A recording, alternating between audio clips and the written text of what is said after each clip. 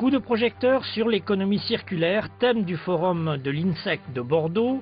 Cela intéresse la valorisation de produits récupérés comme le papier, mais aussi la chasse au gaspillage, notamment dans la filière alimentaire. Du lundi au samedi, dans cette grande surface, des produits dits écartés de la vente sont donnés à la banque alimentaire. 65 tonnes depuis le début de l'année et une nouvelle collecte va démarrer le samedi. Ici, on fait la chasse au gaspillage. L'an dernier, il a coûté plus d'1 million d'euros. Information auprès du personnel et des clients, cours de cuisine pour accommoder les restes, ristournes en caisse, les pistes et les projets sont nombreux. On va se réconcilier avec les défauts des fruits et légumes et on va organiser effectivement sur un pôle en fruits et légumes de vente de produits nos sales gueules. Voilà, des fruits un petit peu mal calibrés. Et qui seront vendus moins cher que les autres.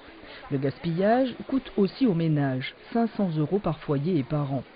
Pour réduire le gaspillage alimentaire, il faut agir sur toute la filière, du producteur au consommateur. C'est l'objectif du CREPAC et il est ambitieux. Aujourd'hui, 40% de l'alimentation produite dans le monde finit à la poubelle.